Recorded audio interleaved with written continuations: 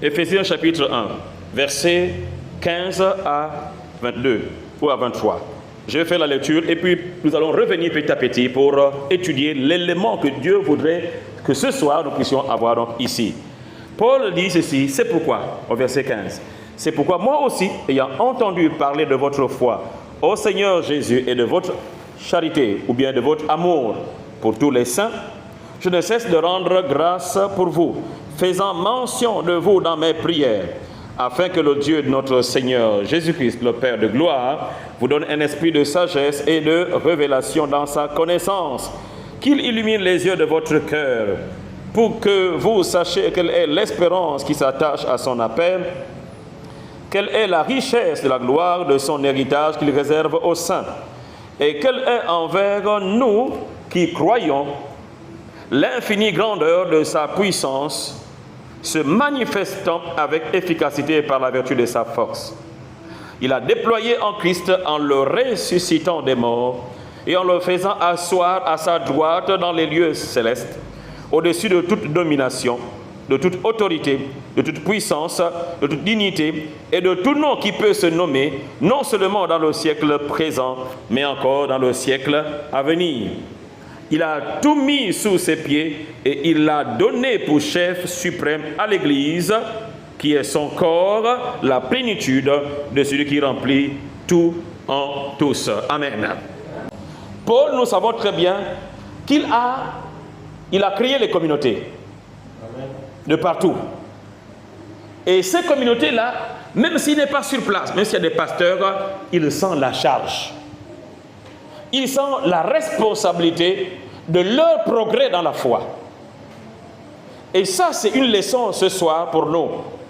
Que quand quelqu'un que nous avons amené en Christ, quand quelqu'un que nous avons vu venir à Christ, ça doit être une responsabilité pour nous, pour la progression de cette personne dans la foi. Paul se rendait compte qu'il ne pouvait plus être à Éphèse. Mais cela n'empêchait pas qu'il soit aussi effectif, aussi actif dans la vie des Éphésiens. C'est pourquoi, dans ce passage, qu'est-ce qu'il dit? Il dit au verset 16, « Je ne cesse de rendre grâce pour vous, faisant quoi? Faisant mention de vous dans mes prières. » Alléluia. Amen. Faisons mention de vous dans mes prières. Et ce soir, nous allons parler tout justement de cela. Faire mention de quelqu'un dans la prière. Faire mention de quelqu'un dans la prière. Et on appelle cela l'intercession. Paul nous enseigne ici l'intercession. Il nous parle ici de l'intercession, qui est réellement quelque chose, une pratique de l'Église véritablement efficace, important, nécessaire pour tout enfant de Dieu, l'intercession. Quand vous lisez, dans Éphésiens que nous venons de lire, il parle que je fais mention de vous dans mes prières. Quand vous lisez dans Philippiens 1, le verset 3-4, là encore il dit, je fais mention de vous dans mes prières. Vous lisez Colossiens 3-4, là aussi il dit, je fais mention de vous dans mes prières. Vous lisez 1 Thessaloniciens 1-2, là aussi il dit, je fais mention de vous dans mes prières. Vous voyez, que ce soit l'église d'Éphèse, que ce soit l'église de Philippe, que ce soit l'église de Thessalonique, ou encore l'église, la personne même de Timothée. Il dit quoi? Il dit, je fais mention de vous dans mes prières. Donc ceci est réellement important de comprendre que l'intercession, c'est un élément essentiel pour le chrétien, pour le disciple de Christ. Paul savait très bien que pour que lui-même soit toujours en communion avec Dieu, il fallait qu'il prie. Mais pour que les autres s'affermissent, on voit par exemple dans la vie, il y a parfois des gens qui viennent aujourd'hui, et puis après 2 semaines, 1 mois, 1 an après, on ne voit plus la foi. Pourquoi? Parce que tout au long de leur chemin, il y a des embûches, il y a des difficultés. Alors, puisque moi, toi et moi, on ne peut pas forcer quelqu'un à marcher, on ne peut pas tirer quelqu'un à marcher, mais on sait, nous savons que nous pouvons recourir à une arme très puissante, qui est la prière de l'intercession. Et seul le Saint-Esprit va donc agir sur la base de quoi? De l'intercession. Parce que le Saint-Esprit travaille avec l'intercession des chrétiens. Donc c'est important de comprendre que nous sommes ouvriers avec Dieu. Nous sommes ouvriers avec le Saint-Esprit. Notre action nécessite le mouvement du Saint-Esprit.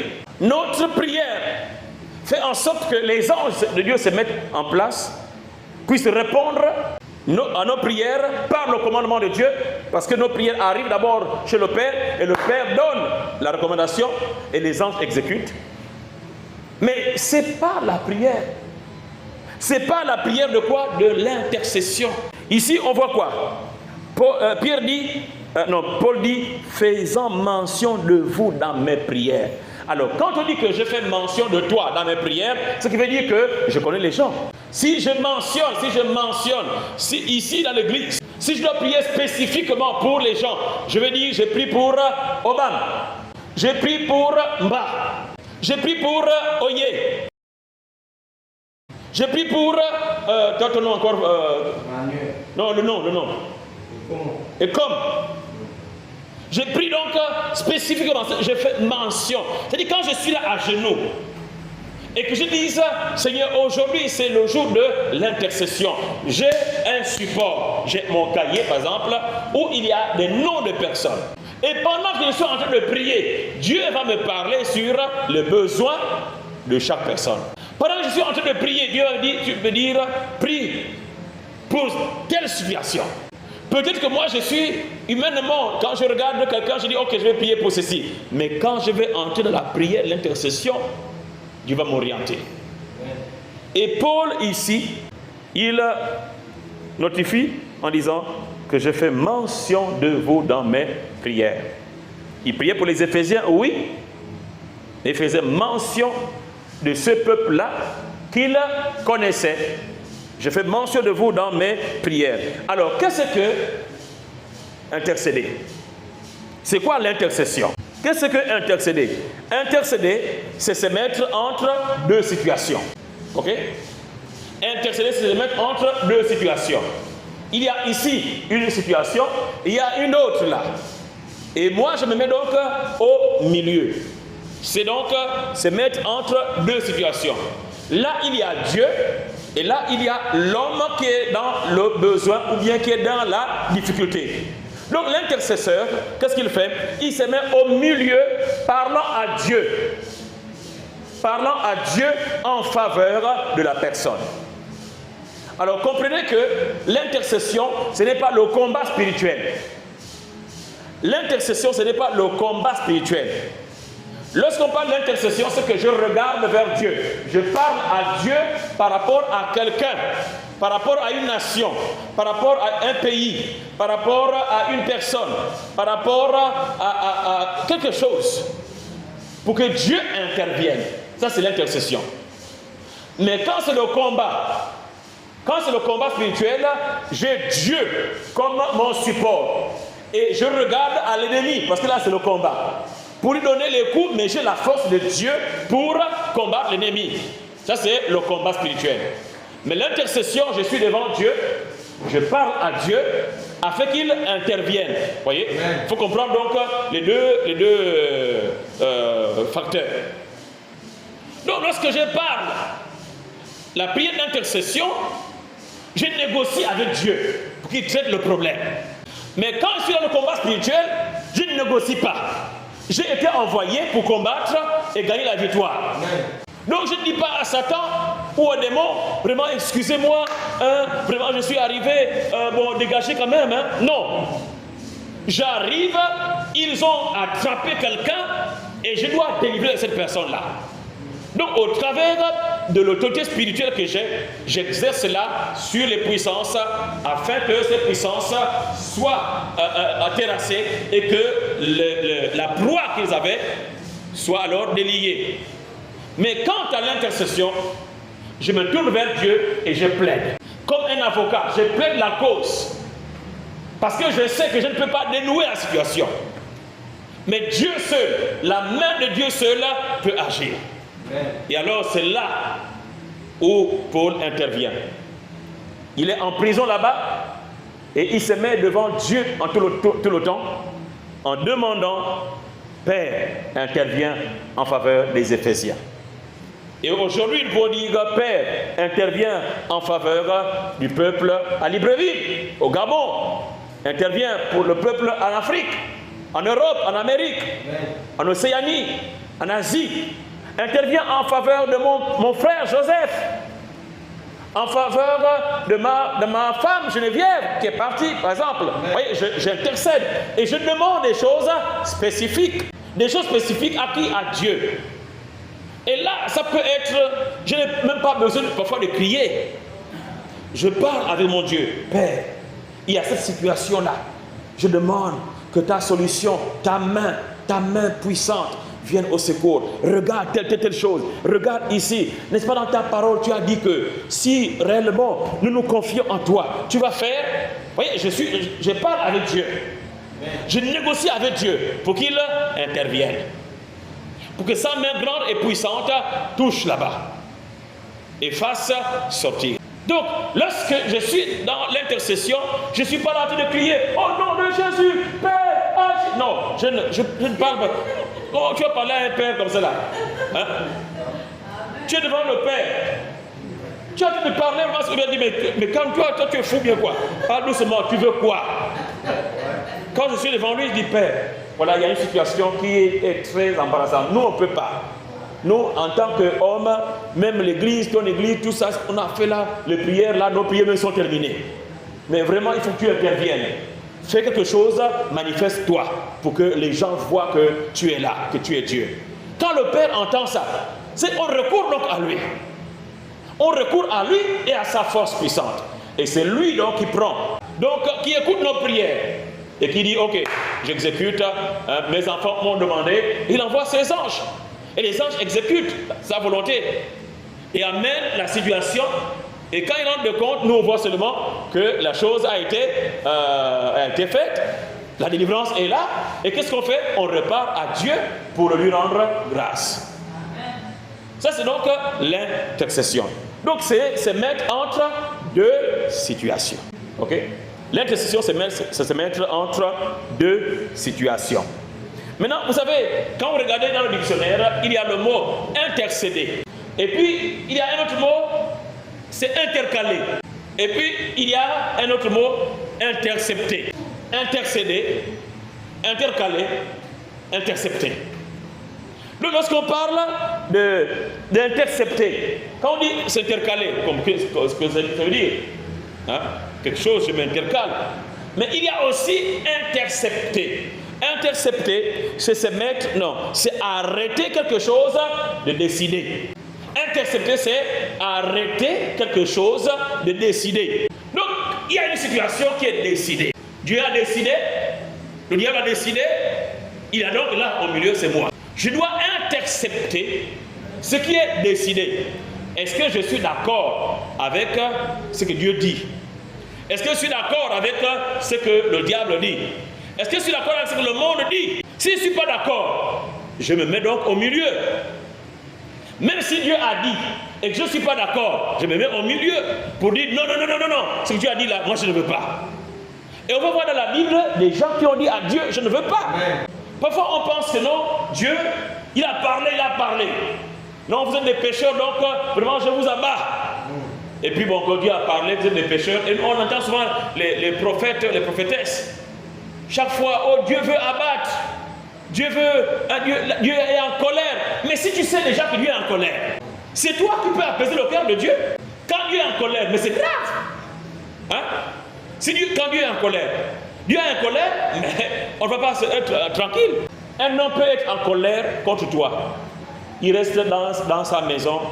Quand tu es chez toi, tu es en paix. Mais si Dieu est en colère, même si tu vas sur ton lit, tu vas dans l'eau, quel que soit l'élément, tu ne peux pas trouver la paix. Maintenant, toi, le prophète, la prophétesse, ou le pasteur, l'évangéliste, le docteur, peu importe, l'intercesseur. Tu as reçu que Dieu est en colère, il va frapper. Mais tu vas aller proclamer partout que Dieu est en colère. Non, plie tes genoux. Et c'est à partir de là que tu vas dire, Seigneur, n'est-ce pas dans ta parole, tu as dit qu'il y a le Fils Jésus qui a déjà été frappé, non? Pour quelle raison tu vas encore frapper les gens de la nation? Est-ce qu'il n'y a pas une situation, on ne peut pas pallier à cela? Tu veux frapper, d'accord, nous avons fait. Il y a beaucoup de choses, le sang a coulé. Dans notre nation, par exemple, le sang a coulé. Le sang coule. Le sang innocent, je veux dire. Le sang coule ici, dans cette nation-là. Si Dieu voulait frapper, mais c'était en un coup. Si Dieu voulait frapper, est-ce qu'il y a quelqu'un qui devait subsister encore là? Peut-être nous les chrétiens. Mais tout le monde a dit qu'une partie du pays, ils sont où? Non, ils sont morts. Tout le monde est mort. Pourquoi? À cause du sang qui coule, et ce sang-là réclame justice, vengeance. Mais quand tu reçois, alors qu'est-ce que tu fais? Tu vas donc intercepter. C'est arrêter quelque chose de décidé. L'intercession, c'est quoi? C'est comme un pont. C'est un pont entre la justice et l'amour. C'est un pont entre la justice et l'amour. La Bible déclare quoi? Que l'âme qui pêche, c'est celle qui mourra, n'est-ce pas? Ça, c'est donc la justice. Quand il y a un péché, il y a donc condamnation. Mais de l'autre côté, là-bas, il y a aussi l'amour. S'il y a justice, que Dieu va donc rendre justice sur le coupable, mais on peut venir par l'intercession pour demander l'amour de Dieu. Seigneur, je demande l'amour, ton amour, l'amour manifesté. C'est l'amour-là par lequel tu as même tu as sacrifié Jésus. Jésus est mort à la place de la personne coupable. Alors je demande que ton amour se manifeste. Sois patient. Sois patient. Vous voyez, là je demande, Dieu va frapper, Dieu veut frapper à cause de la justice, et c'est légal. Mais je demande l'amour. Je demande clémence. Donc c'est un pont. C'est comme quand on parle de sentinelle. Une sentinelle, c'est quelqu'un qui est là, qui est perché. Souvent, ceux qui ont déjà vu les pays où il y a des murailles, la sentinelle, on met, il y a l'escalier, il se met en haut là-bas et il regarde. Quand l'ennemi vient, qu'est-ce qu'il fait? Il doit avertir pour que les gens se préparent. Si la sentinelle n'avertit pas et qu'on attaque le village, la Bible dit que le sang de toutes ces personnes-là tombera sur la tête de la sentinelle. Donc la sentinelle a un devoir. La sentinelle a un devoir d'avertir. On peut dire que l'intercesseur, c'est comme un soldat. Un soldat. Il est mandaté pour aller dans une épreuve de délivrance. Il faut qu'il aille délivrer. Donc par la prière, Paul se met devant Dieu pour demander qu'une autre situation puisse se voir dans la ville ou dans le pays, la contrée de Éphèse. Un soldat, quand on parle de soldat, on parle de souffrance. Qui dit soldat parle de souffrance. Donc, si Dieu te dit intercède, tout ce mois-là, je demande que tu puisses intercéder. Regarde, prends ton cahier, intercède, tu intercèdes pour quelqu'un. Tu pries pour la personne ou pour une situation bien déterminée. Quand tu as terminé de prier pour ça, tu passes à une autre situation ou tu passes à une autre personne. Et là, tu notes ce que tu es en train de demander à Dieu. Parce que l'intercession, quand on dit intercéder, ce n'est pas que tu vas te mettre, tu fermes les yeux et puis tu pries. Oh non, tu dis, il ne faut pas que je m'arrête, sinon je vais embrouiller. Non. Tu notes ce que tu es en train de dire à Dieu. Si tu notes, tu dis que maintenant, je vais prier pour que cette personne puisse avoir la sagesse dans sa vie et l'intelligence pour comprendre Dieu. Tu notes ça quelque part. Et tu vas te mettre à prier pour la sagesse et l'intelligence sur la vie de cette personne-là. Pourquoi tu notes? Parce que tu demandes à Dieu la sagesse et l'intelligence. Quand dans un mois, dans une année, tu verras cette personne changer, que tu vas revenir, tu verras que tu avais prié pour la sagesse et l'intelligence. Là, c'était l'intercession.